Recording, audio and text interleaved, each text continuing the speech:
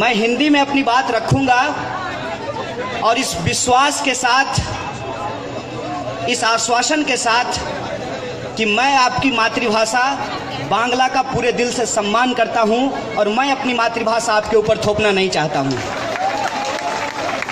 दोस्तों, आप सब लोग इस गंभीर परिस्थिति में जादवपुर के ठीक सामने बंगाल की इस महान धरती पे एकजुट हुए हैं। मैं आपका क्रांतिकारी सब सलाम करता हूं, आपको जय भीम और लाल सलाम पेश करना चाहता हूं।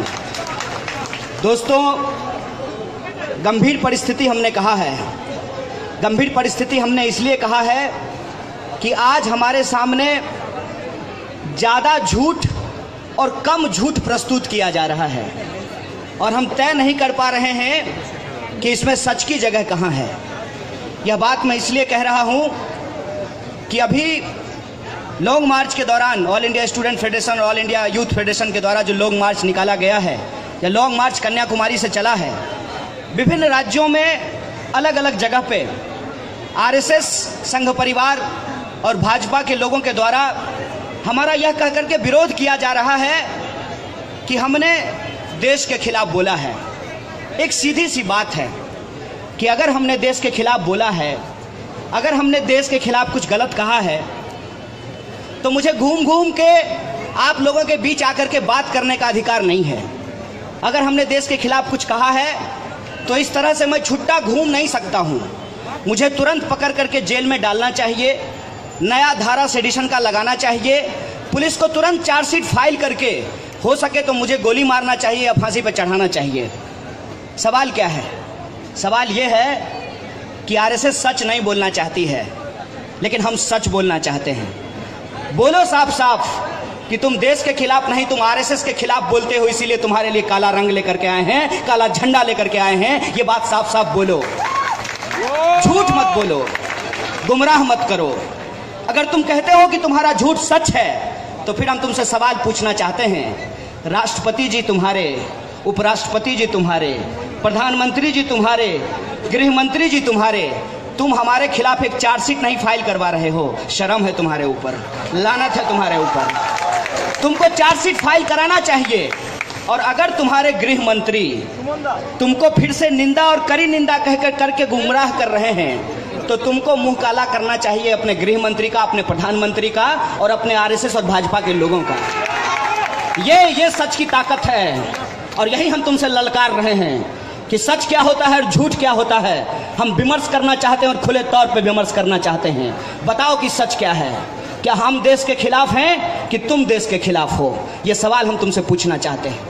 अगर मेरा मुंह काला करके हिंदू संहति वालों को लगता है कि हिंदू धर्म बच सकता है तो लाओ, मैं आज से ही मुंह काला करके घूमूंगा और तब तक घूमूंगा जब तक इस देश में हिंदू धर्म बच नहीं जाता है।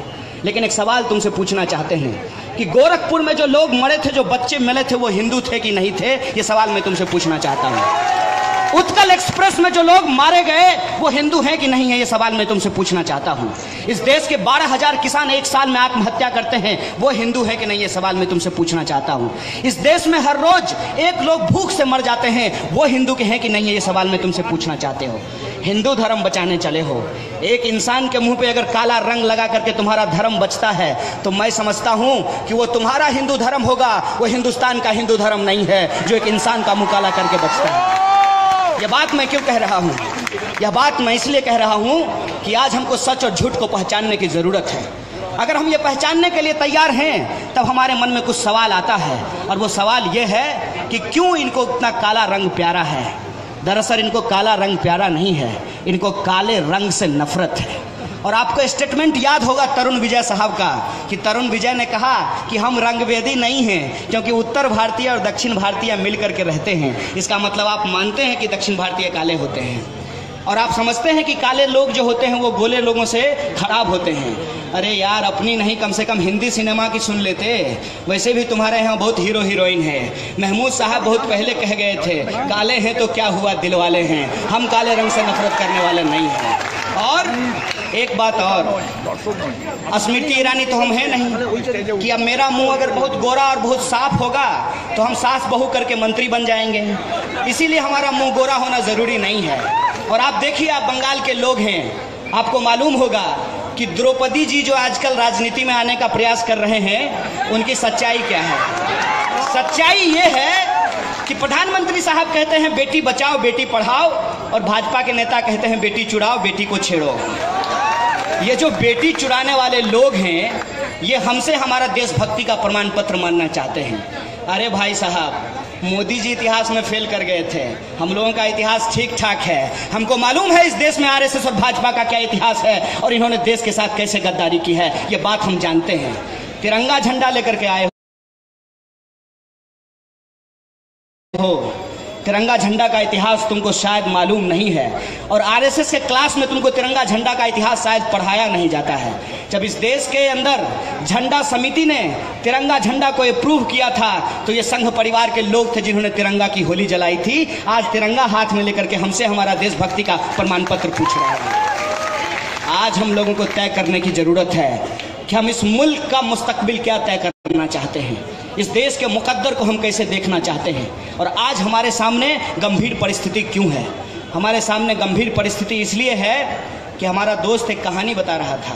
बोला जानते हो यार हमारे साथ हो क्या रहा है। सपोज करो कि एक बच्चा भूखा है, उसको भूख लगी है और वो अपने बाप से दूध मांग रहा है, पापा दूध दीजिए दूध दीजिए। तो उसका बाप क्या करता है, उसको उठा करके अलमारी पे बिठा देता है। तो फिर बच्चा दूध मांगना छोड़ करके कहता है नीचे उतार दीजिए पापा नीचे उतार दीजिए। और बच्चा जब नीचे उतर जाता है तो उसका बाप लाइट ऑफ कर देता है, और फिर बच्चा कहता है पापा डर लग रहा है भूत आ जाएगा, लाइट जला दीजिए लाइट जला दीजिए। इस देश की सरकार हमारे साथ यही कर रही है। रोज एक नया एजेंडा इनके सामने है और रोज एक नए एजेंडे पे आपको गुमराह करना चाहते हैं। अरे मेरी मत सुनो यार, मैं तो आरएसएस विरोधी हूँ। मोदी जी तो आरएसएस का कच्छा पहने थे ना, हाफ पैंट पहने थे ना। मोदी जी का ही सुन लो, और इस मोदी जी का मत सुनना जब से वो पीएमओ में आए हैं। उस मोदी जी का सुनना जब वो सीएमओ में बैठे हुए थे, वो क्या कहते थे और आज क्या कर रहे हैं। छोड़ दो सीएम और पीएम का शायद तुम फर्क नहीं समझ पाओ, लेकिन कम से कम चुनाव प्रचार के दौरान जो वादा किया गया जनता से, वो तो तुमको याद होगा। क्या कहा गया था, अच्छे दिन आएंगे। आया ना आज अच्छे दिन? 5 रुपए पेट्रोल महंगा हो गया, इससे अच्छा दिन आपको क्या चाहिए? इससे अच्छा दिन आपको क्या चाहिए कि आप सेब और टमाटर एक ही दाम में खरीद रहे हैं? इससे अच्छा दिन आपको क्या चाहिए कि जितना बात आपसे वादा किया गया था उसमें से एक भी पूरा नहीं किया गया, नया नया चीज आपके ऊपर लादा गया। और अभी नया चीज क्या लादा गया है? जीएसटी। ओ भाई साहब, जीएसटी। मंत्री जी घूम घूम करके कहते हैं कि इस देश को कांग्रेस ने लूट लिया होगा, मालूम नहीं है। लेकिन मंत्री जी, जब कांग्रेस ने इस देश को लूट लिया है तो आप लूटी हुई जनता के ऊपर 18% का टैक्स क्यों लादना चाहते हैं? ये सवाल मैं आपसे पूछना चाहता हूँ। ये अलग अलग तरह का टैक्स, तो कहते हैं कि नहीं, अलग अलग तरह का टैक्स नहीं है, एक टैक्स होगा, 1 नेशन 1 टैक्स। बहुत बढ़िया बात है, बजाओ ताली। ताली बजाना चाहिए इस बात पे कि प्रधानमंत्री जी ने कहा है 1 nation 1 tax. Modi ji, 1 nation 1 tax हो सकता है तो 1 नेशन 1 एजुकेशन सिस्टम क्यों नहीं हो सकता है? 1 नेशन 1 हेल्थ सिस्टम क्यों नहीं हो सकता है? 1 नेशन 1 ट्रांसपोर्ट सिस्टम क्यों नहीं हो सकता है? नहीं हो सकता है। क्यों नहीं हो सकता है? क्योंकि इस देश में शिक्षा को बिकने की चीज बना दी है। शिक्षा अब वो है कि आपके पास जितना का टॉक टाइम है आप उतना ही शिक्षा का रिचार्ज करा पाएंगे। अगर आपके पास फीस है 2 साल भरने का तो आप 2 साल ही पढ़ सकते हैं, तीसरा साल आपका दाखिला नहीं लिया जाएगा। इसीलिए आज यूनिवर्सिटी के ऊपर अटैक किया गया है, पब्लिक यूनिवर्सिटी के ऊपर अटैक किया गया है। और मैं आप लोगों को एक बात याद दिलाना चाहता हूँ कि अभी 15 अगस्त से पहले एक बुजुर्ग हमारे पूर्व सेनाधिकारी हैं, वो जेएनयू में बात रखने के लिए गए थे, जहां हमारे वाइस चांसलर साहब ने कहा कि जेएनयू में टैंक लगा देना चाहिए। वहां पे उन्होंने कहा, वो जो पूर्व सेनाध्यक्ष हैं, सेना के अधिकारी हैं, बुजुर्ग साहब, मैं उनका बहुत सम्मान करता हूं, टीवी पे आकर के बहुत चिल्लाते हैं, कई बार मुझे उनके स्वास्थ्य की भी चिंता होती है कि कहीं इनका गला न फट जाए। खैर, तो वो आए और उन्होंने कहा कि vice chancellor, you have done a beautiful job, we have conquered JNU, now we will conquer Jadavpur and Hyderabad central university. ए महाराज, यूनिवर्सिटी पढ़ने की जगह है और आपको ऐसा लगता है कि यूनिवर्सिटी एनिमी लैंड है, कि आप उसको कॉन्कर करना चाहते हैं, आप उसको जीतना चाहते हैं। आप क्यों यूनिवर्सिटी को जीतना चाहते हैं? आप यूनिवर्सिटी को इसलिए जीतना चाहते हैं कि आप चाहते हैं कि हैदराबाद सेंट्रल यूनिवर्सिटी में कोई रोहित नहीं जाए पढ़ने के लिए। आप जेएनयू को इसलिए जीतना चाहते हैं कि आप चाहते हैं कि जेएनयू में कोई नजीब ना जाए पढ़ने के लिए, और यादवपुर से आपको इसलिए डर लगता है कि आपके अमित शाह जो कह रहे हैं कि 42 में से 22 सीट इस बार बंगाल से जीतेंगे, तो आपको लगता है कि कोई आकर के अगर आपको स्टैचू बोलने वाला है तो वो यादवपुर यूनिवर्सिटी है, वो आपको स्टैचू बोल सकता है। इसीलिए वो आपको एनिमी लैंड लगता है, इसीलिए वहाँ पे जो स्टूडेंट मूवमेंट है उससे आपको थरथराहट होती है, इसीलिए वहाँ के विद्यार्थी जो सवाल खड़ा करते हैं उससे आपको डर लगता है, और उनको डराने के लिए आप टैंक लाना चाहते हैं। साहब, सिगरेट के पैकेट पे लिखा होता है smoking is injurious to health. मुझे बताइए, इसको पढ़ करके पीने वाले पे कोई फर्क पड़ता है? नेशनलिज्म कोई बीमारी या कोई इलाज नहीं है कि आप इंजेक्शन से लोगों के नस में डाल देंगे। नेशनलिज्म एक भावना है, और वो भावना सेंस ऑफ एसोसिएशन से होता है। जब आप लोगों का सेंस ऑफ एसोसिएशन खत्म कर रहे हैं तो आप इस देश के नेशनलिज्म को चैलेंज कर रहे हैं, उसको तोड़ने की कोशिश कर रहे हैं। इसीलिए हम आपके आइडिया ऑफ नेशनलिज्म को चैलेंज करते हैं। और हम क्यों चैलेंज करते हैं? हम चैलेंज इसलिए करते हैं कि डरा करके किसी को बुद्धिमान नहीं बनाया जा सकता है, और बिना बुद्धिमान लोगों का विकसित राष्ट्र नहीं बनाया जा सकता है। वैसे भी इनको बुद्धि से बहुत ज़्यादा बैर है। इसीलिए उत्तर प्रदेश की सरकार ने जब शिक्षा का बजट पेश किया तो उसमें 93% का कटौती किया गया, और अलग अलग राज्यों में जो शिक्षा का बजट प्रस्तुत किया जा रहा है, लगातार शिक्षा के बजट को कम किया जा रहा है। और जो लोग बोलने वाले हैं इसके खिलाफ, उनको लगातार डराने की कोशिश की जाती है। भाई साहब, डरना हमारा काम नहीं है, डराना हमारा काम नहीं है। जिनकी राजनीति डर की होती है वो डरते और डराते हैं। हम तो लड़ने वाले लोग हैं, हमारा लड़ना काम है, लड़ाना काम है, और इसका जोश लोगों में भरना काम है। और एक बात और आपको कह देना चाहते हैं कि गुलाब के फूल से गेंदा का खुशबू नहीं आता है, तो जो डरे हुए लोग होते हैं वही दूसरे को डराते हैं। हम ना डरे हुए लोग हैं ना लोगों को डराते हैं। इसीलिए तुमको कहते हैं कि स्याही क्यों? तुमने तो गांधी को गोली मार दी, तुमने दाभोलकर की हत्या कर दी, पानसारे को मार दिया, तुमने कुलवर्गी की हत्या कर दी, तुमने नजीब को मारा, तुमने रोहित को आत्महत्या करने के लिए विवश किया। अखलाक पहलू और न जाने कितने लोग आज तुम्हारी डर की वजह से और तुम्हारे डर की राजनीति के शिकार हुए हैं, जिनको तुम मार देना चाहते हो। तो तुम स्याही क्यों फेंकना चाहते हो? तुम्हारी सरकार है, टैंक लाओ, यूनिवर्सिटी में नहीं, यहाँ चौक पे लगाओ, और जो सरकार के खिलाफ बोले उसके ऊपर टैंक चला दो, उसके ऊपर गोली चला दो, क्योंकि तुम्हारा राज है। लेकिन एक बात तुमको कह देते हैं, हम लोग एक नारा लगाते हैं, कितने बाजू कितने सर, गिन ले दुश्मन ध्यान से, तुम्हारी गोलियां खत्म हो जाएगी, हमारा आवाज नहीं रुकने वाला है, क्योंकि ये आवाज लड़ाई, ये संघर्ष, ये सच की लड़ाई है, और ये हक और अधिकार की लड़ाई है। इसीलिए दोस्तों, इनसे झगड़ा करने की जरूरत नहीं है।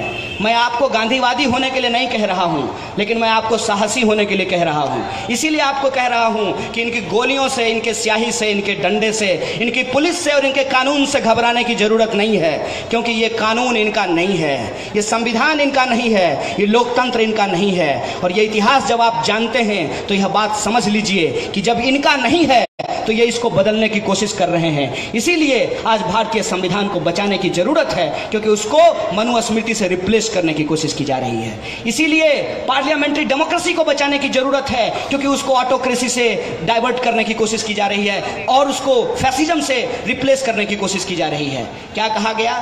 कहा गया कि मोदी जी अजय हैं, मोदी जी चुनाव हार ही नहीं सकते हैं। मोदी जी को यादवपुर यूनिवर्सिटी से आमंत्रण भेजना चाहिए कि आप देश के प्रधानमंत्री हैं, हम आपका बहुत सम्मान करते हैं, आप आइए और यादवपुर में काउंसिलर का चुनाव जीत करके दिखा दीजिए। ये बात उनको कहना चाहिए। ये बात मैं क्यों कह रहा हूँ? मैं इसलिए कह रहा हूँ कि हारे को हराया नहीं जाता है, ये हारे हुए लोग हैं, और जो जीते हुए लोग हैं उनको इस बात का एहसास करना होगा कि हमारी जीत किस बात में है। हमारी जीत इस बात में है कि किसी भी राधिका बेमुला को अपना बच्चा का जान ना गंवाना पड़े, किसी भी रोहित की माँ को अपना रोहित ना खोना पड़े, किसी भी नजीब को माँ को अपना नजीब ना खोना पड़े, और किसी भी कन्हैया या कैसे भी लोग जिनको आज बोलने के लिए चुप कराने की कोशिश की जा रही है, उसकी माँ को आंसू ना बहाना पड़े। इसमें हमारी जीत है, और अपनी जीत सुनिश्चित यदि हम करना चाहते हैं तो हमको यह बात तय करना होगा कि हमारे लिए सही राजनीति क्या है।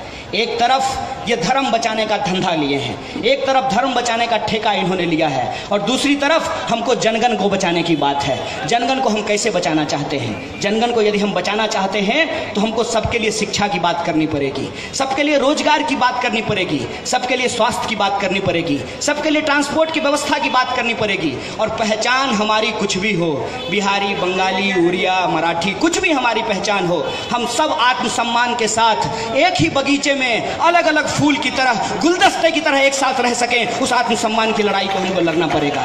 और इसीलिए मैं कहता हूं कि ये गंभीर परिस्थिति है, क्योंकि एक तरफ आपको बार बार यह बताया जाएगा कि चाइना हमारा सबसे बड़ा दुश्मन है, और दूसरी तरफ उसी चाइना के साथ चाइनीज, आपको पता होगा हम लोग चीनी मिट्टी का कप पीते हैं ना चाय, उसी चीनी मिट्टी के कप में बैठ करके प्रधानमंत्री चाय पी करके चले आते हैं, और हमको कहा जाता है कि चाइना हमारा दुश्मन है। अगर चाइना हमारा दुश्मन है तो सरदार वल्लभ भाई पटेल की मूर्ति बनाने का ठेका चाइनीज कंपनी को क्यों दिया गया है, और नागपुर मेट्रो का जो ठेका है वो चाइनीज कंपनी को क्यों दिया गया है? देखो, बड़गलाना बंद करो, और ये जो बरगलाने की तुम्हारी साजिश है उसमें पूरी तरह से तुम नंगे हो चुके हो। एक सवाल मुझे बताइए, बाबा नहीं, उनको लाला कहना चाहिए। लाला रामदेव आते हैं और कहते हैं कि स्वदेशी के लिए पतंजलि अपनाइए और विदेशी कंपनियों का विरोध कीजिए। और हमारे जो प्रधानमंत्री जी हैं, जो हमको लगता है कि वास्को डी गामा से बहुत प्रभावित हैं, वो अभी हिंदुस्तान से बाहर हिंदुस्तान को खोज रहे हैं, तो वो दूसरे देश में जाते हैं और दूसरे देश में जाकर के कहते हैं कि आइए हमारे देश में निवेश कीजिए। और ये जो बेचारे लोग हैं जो आए थे बेचारे नारा लगाने के लिए, कोई फोटो तो खींच करके रख लेते, एमएलए साहब को दे देते, इसका वार्ड कमिश्नर का इसका टिकट कंफर्म हो जाता है, इसको टिकट मिल जाता पार्टी से। और नहीं टिकट मिलती तो क्या पता कहीं का वाइस चांसलर ही बना दिया जाता, क्योंकि इनके ही लोग वाइस चांसलर बन रहे हैं आजकल। तो ये जो लोग हैं, कैरियर वाले जो लोग हैं, ये इनसे एक सवाल पूछना चाहिए। एक बात बताओ, लाला जी स्वदेशी की बात करते हैं तब भी ताली बजाते हो, और तुम्हारे प्रधानमंत्री जी, बरबोले प्रधानमंत्री जी, विदेशी की बात करते हैं तब भी ताली बजाते हो। तो खुद को बेवकूफ़ बनाते हो या हम लोगों को बेवकूफ़ समझते हो?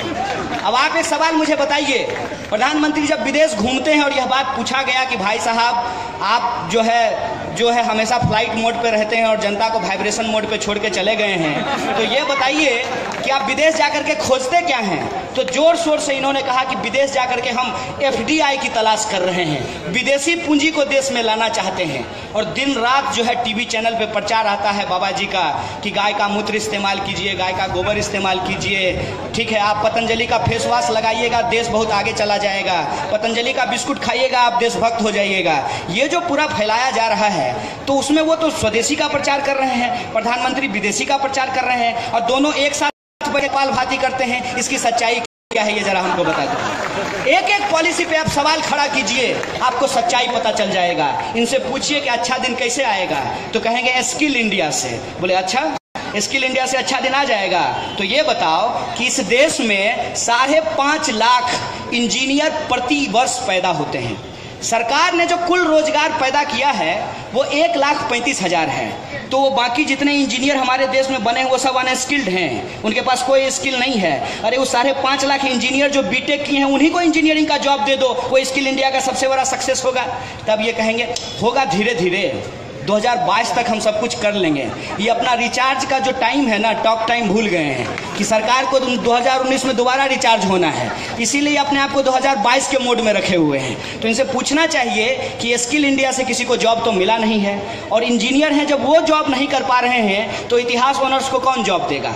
ये जो देश की रियलिटी है, जिसमें 3 इडियट का वक्तव्य सच होता हुआ दिखता है कि पहले बच्चा खूब मेहनत करके साइंस पढ़ता है, और साइंस पढ़ने के बाद वो इंजीनियर बनता है, इंजीनियर बनने के बाद जो है लगता है कि अब इंजीनियरिंग में जॉब नहीं है तो IIM में जाकर के MBA करता है, और MBA करने के बाद उसको समझ में आता है कि IT सेक्टर में जॉब नहीं मिल रहा है, इसलिए UPSC का तैयारी करना चाहिए। भाई UPSC का क्वालिफिकेशन BA पास है, उसके लिए IIM में 22 लाख रुपया देना जरूरी नहीं है।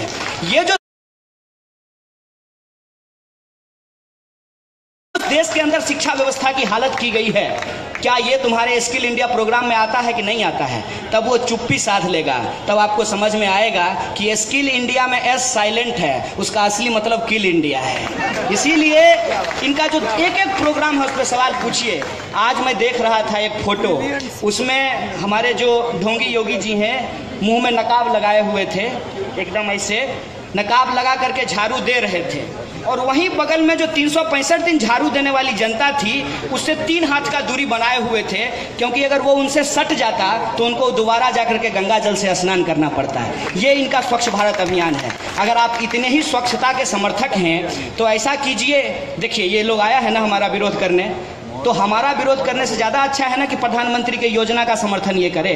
तो जिस डंडे से ये हमको पीटना चाहता है उसी डंडे में झाड़ू लगा करके कल से जादवपुर की गलियों को साफ कर दे। ये स्वच्छ भारत अभियान है, ये इनकी रियलिटी है। और ले दे करके ये बचाना किसको चाहते हैं? गाय को। अरे भाई साहब, गाय इतना इम्पोर्टेंट है कि मैं आपको बता रहा हूँ कि इस देश में जो लोग मर रहे हैं ना, वो मरते मरते यही सोचते होंगे कि काश गाय होते हैं। लोग ऑक्सीजन के बिना मर गए और गाय के लिए एम्बुलेंस व्यवस्था की शुरुआत की गई है। 24 घंटा 24x7 100% ऑक्सीजन सप्लाई, ठीक है। उसके बाद सपना क्या दिखाया जा रहा है? बुलेट ट्रेन का, कि बुलेट ट्रेन में आप बैठेंगे 400 किलोमीटर प्रति घंटा की रफ्तार से जो है वो तुरंत जो है दिल्ली से पटना चली जाएगी, दिल्ली से अहमदाबाद चला जाए। एक बात उनसे पूछना चाहिए कि भाई साहब, ये जो हमारे लिए ट्रेन पहले से चल रही है, जो लोकल, बंगाल में लोकल बहुत पॉपुलर है, ये जो लोकल ट्रेन चल रहा है उसमें तो आज तक तुम बाथरूम नहीं बना पाए, तुम बुलेट ट्रेन क्या बनाओगे? ये जो रियलिटी है, इस रियलिटी पे सवाल खड़ा करने की ज़रूरत है। और सवाल खड़ा करने का खतरा ये है कि आप तुरंत तैयार हो जाइए। जो ही आपने सवाल पूछा तो तुरंत उधर से जवाब आएगा, जेएनयू में पढ़ते हो क्या?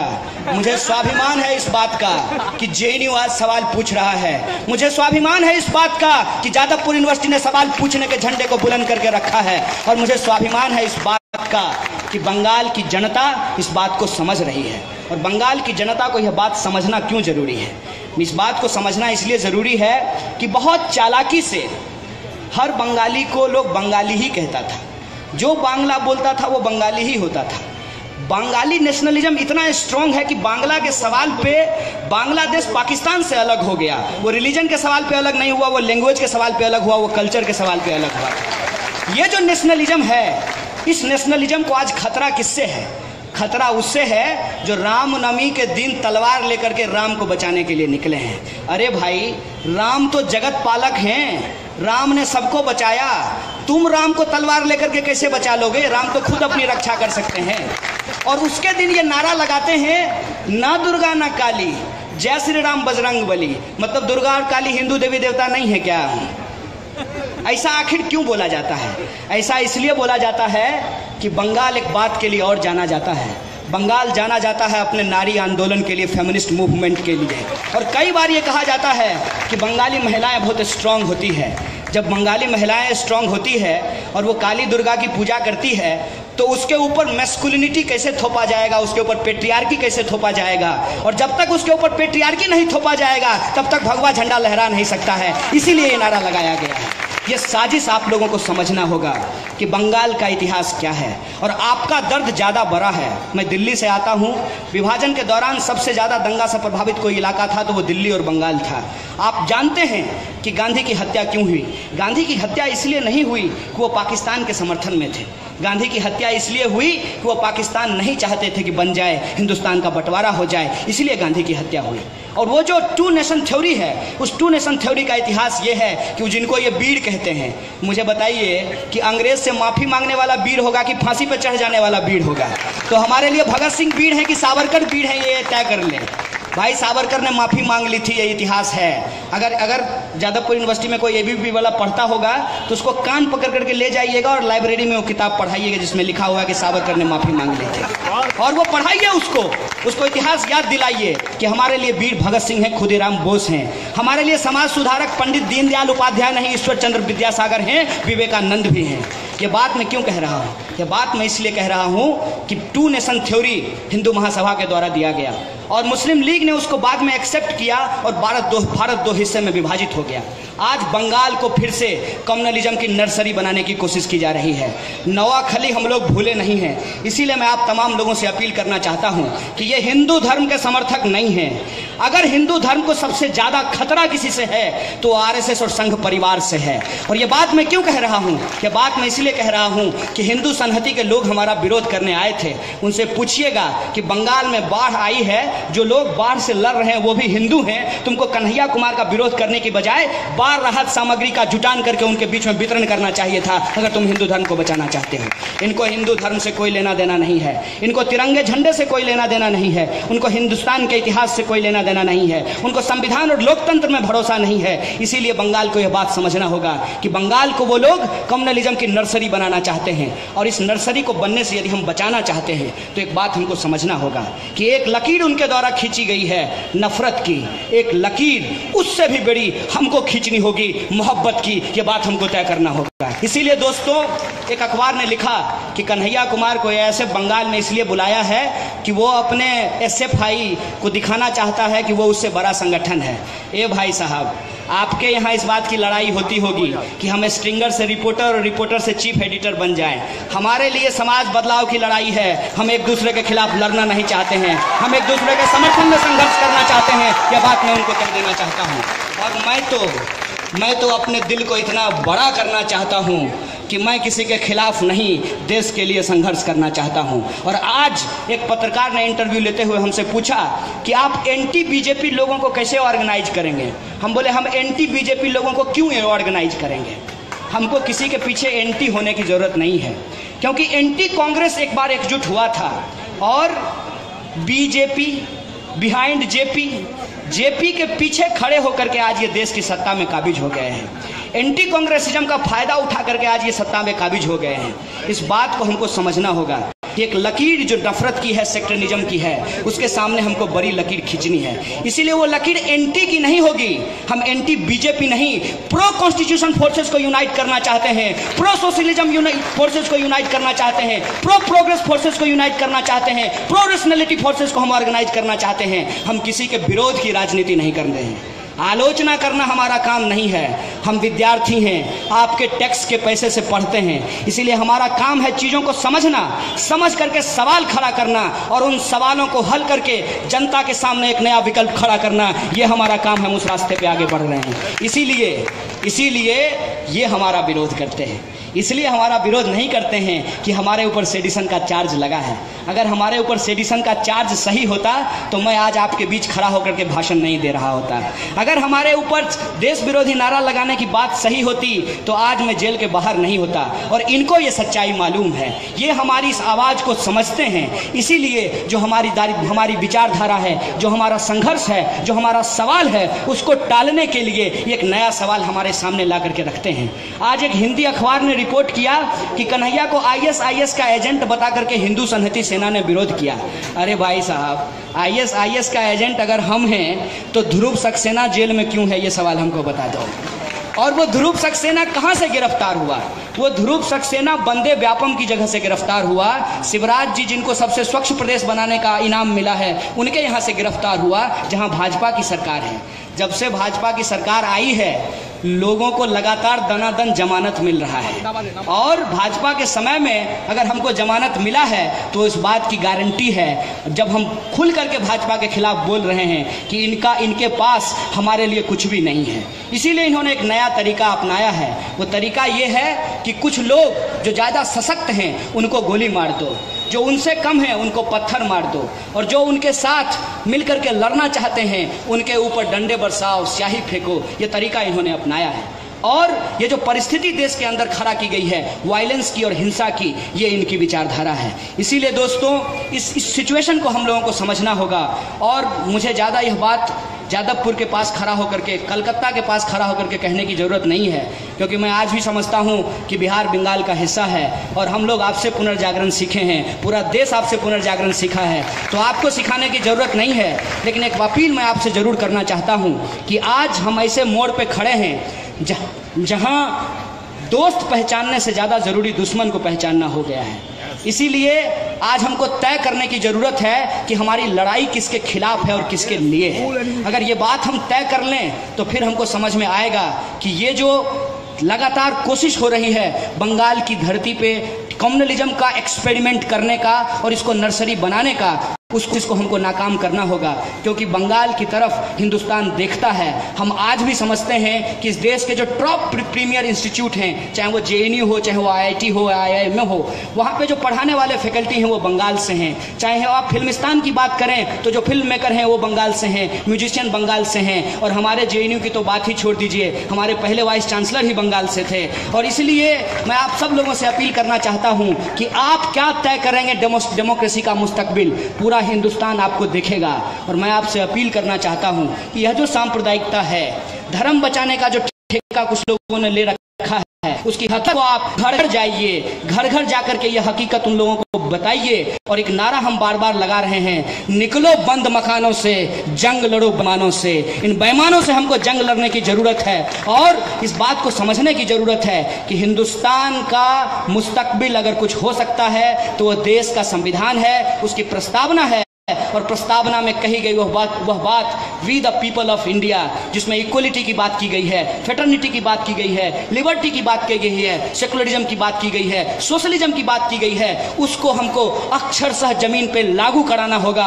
और जब तक यह लागू नहीं होता है तब तक हमको संघर्ष करना होगा और हर गुलामी के खिलाफ हिंदुस्तान के अंदर आज़ादी की आवाज़ को बुलंद करना होगा। इन्हीं शब्दों के साथ आप तमाम लोग और मीडिया के साथियों को भी कुछ अव्यवस्था हो इसके लिए माफ़ी मांगते हुए, आप तमाम साथियों को शुक्रिया अदा करते हुए, खास करके वो सारे संगठन SFI, आयसा और वो तमाम इंडिविजुअल स्टूडेंट जो किसी भी मार्क्सिस्ट ऑर्गेनाइजेशन की ऑर्बिट में नहीं घूमते हैं, फ्रीलांस मार्क्सिस्ट होकर के मार्क्सवाद के ऑर्बिट में घूमते रहते हैं, उन तमाम लोगों को मैं शुक्रिया अदा करना चाहता हूं। और इस धरती के वो तमाम डेमोक्रेटिक पसंद लोग, पुलिस प्रशासन, सबको शुक्रिया अदा करते हुए अपनी बात को खत्म करूंगा। शुक्रिया, इनकलाब जिंदाबाद। और एक आखिरी अपील आपसे करना चाहता हूं, वो अपील ये है, करेंगे आज़ादी तो हमारा हक है।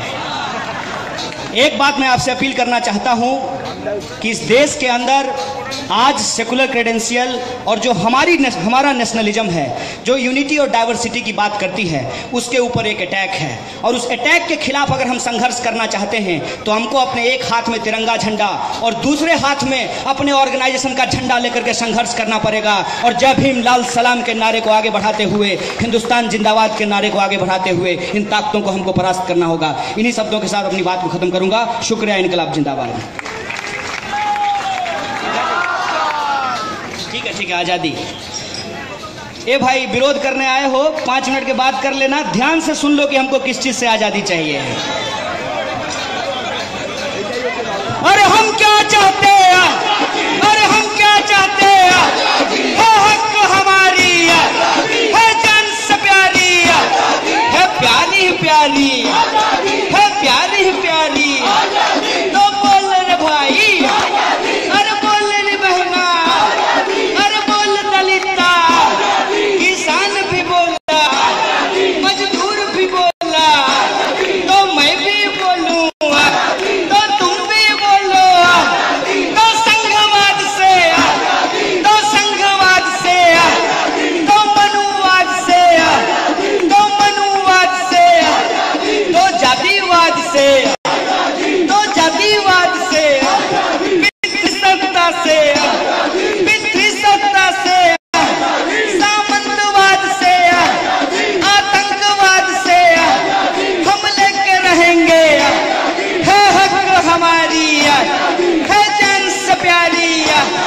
आजाद देश में, आजाद देश में, तो गरीबी से, अरे अशिक्षा से, तो छुआछूत से, तो झूठ मूठ से, तो झूठ मूठ से, तो सूट बूट से, तो सूट बूट से, जुमलेबाजों से, जुमलेबाजों से, सुनसान सड़क पे, सुनसान सड़क पे, अरे आधी रात को, अरे आधी रात को महिलाएं मांगे, तो पुरुष भी बोला, तो मैं भी बोलूं, तो तुम भी बोलो।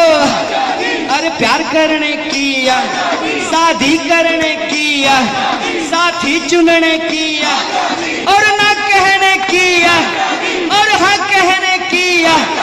हम लेके रहेंगे मेट्रो में मांगे, मेट्रो में मांगे, तो बस में मांगे, तो खेत में मांगे, तो रेल में मांगे, दफ्तर में मांगे, सड़कों पे मांगे। अरे आधी आबादी, पूरी आबादी भारत में मांगे, पूरी दुनिया में हम लेकर रहेंगे। तुम कुछ भी कर लो, हम नहीं डरेंगे, हम नहीं रुकेंगे, हम नहीं झुकेंगे। तुम पुलिस बुलाओ, तुम पुलिस बुलाओ, तुम डंडे मारो, तुम जेल में डालो, हम नहीं रुकेंगे, हम लेके रहेंगे। अम्बेडकर वाली, अम्बेडकर वाली, सुभाष वाली, तो भगत वाली, तो खुदीराम की, अशफाक वाली, तो रोहित वाली, तो रोहित वाली, तो नजम वाली, तो पहलू वाली, तो पहलू वाली, अखलाक वाली, तो जुनैद वाली, गुलबर्गी वाली, पंसारे वाली, तो भोलकर वाली, तो जोर से बोलो, तो मैं भी बोलूं। अरे डर गए क्या, अरे डर गए क्या, तो प्यार से बोलो, तो धीरे से बोलो, तो हौले से बोलो, तो जोर से बोलो। अरे सुन ले मोदी, आरएसएस सुन ले, हम नहीं रुकेंगे, हम नहीं झुकेंगे, हम लेके रहेंगे।